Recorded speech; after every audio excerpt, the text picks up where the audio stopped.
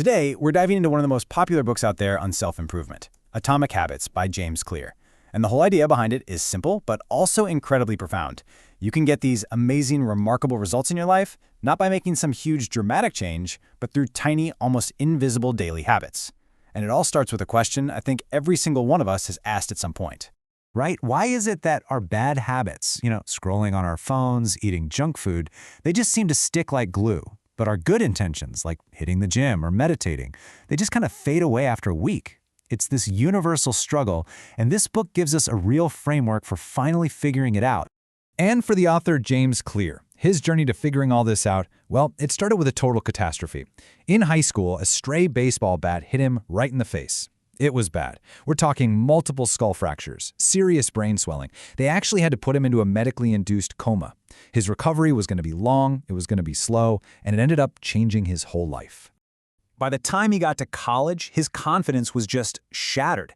He couldn't make these big leaps back to his old self, so he had no choice but to start small, incredibly small. He focused on the tiny things he knew he could control, just going to bed on time, keeping his room from being a total mess, lifting weights, even just a little. And these tiny, consistent habits, they gave him a sense of control. And over time, they started to compound into something truly amazing.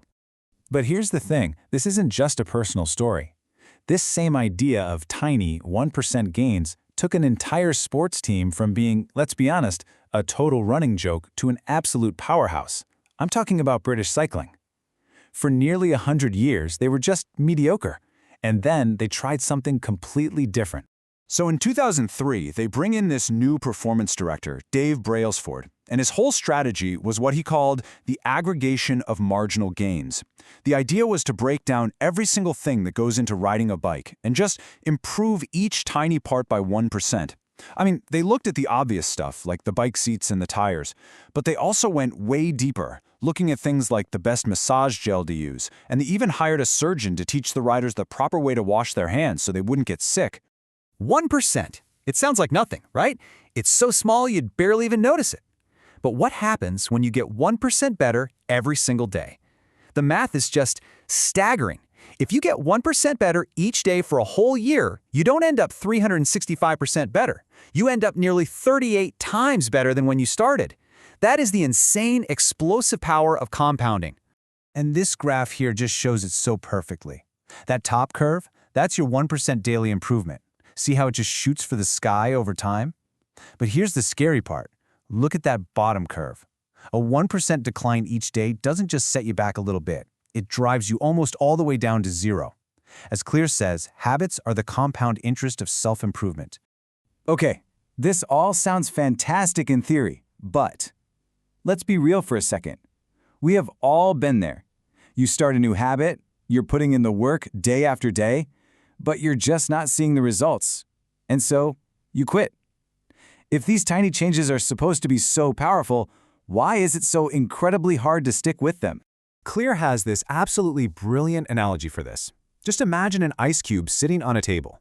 The room is 25 degrees. Now you start to slowly raise the temperature.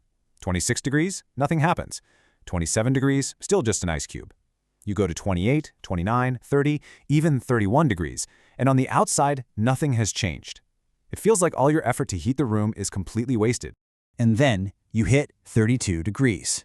And boom, a breakthrough. The ice starts to melt. All that work wasn't wasted. It was just being stored as potential. This is what Clear calls the plateau of latent potential. You see, we expect our progress to be a straight line, but in reality, there's this valley of disappointment that we have to push through. And that spot, right there, is the moment most people quit, right before their efforts are about to pay off. So how do we push through that plateau? How do we not give up when we're stuck in that valley of disappointment? Well, the book's first huge answer is a total game changer for your mindset. Forget about setting goals. Instead, focus all your energy on building systems. Okay, so what's the actual difference? A goal is the result you want to achieve, to run a marathon, to publish a novel. A system is the process you follow that leads to that result. It's your weekly training schedule, your daily writing habit. And here's the crucial insight.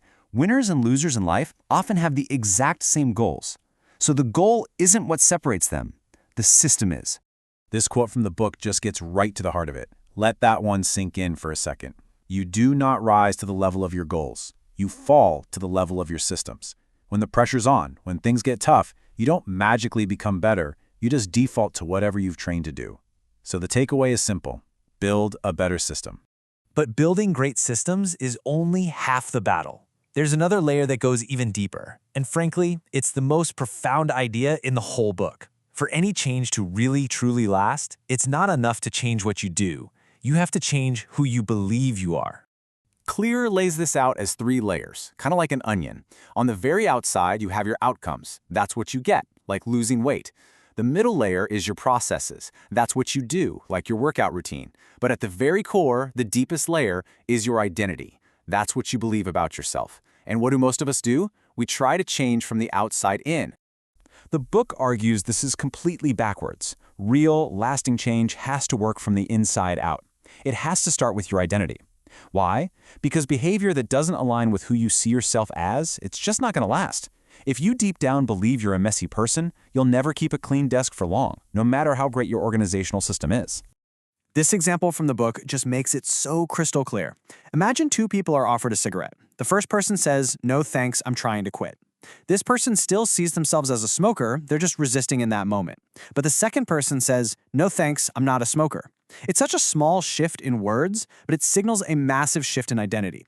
One is about trying, the other is about being. So how in the world do you change your identity? You prove it to yourself with small wins. Think of every habit you do as casting a vote for the type of person you want to become.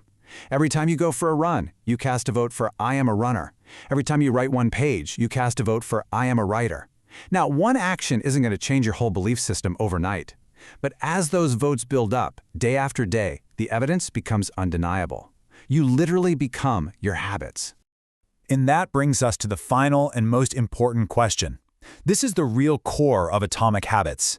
Don't start by asking what you want to achieve. Start by asking, who do I want to become? And then ask yourself this: what is one tiny atomic habit that I can do today to cast a vote for that person?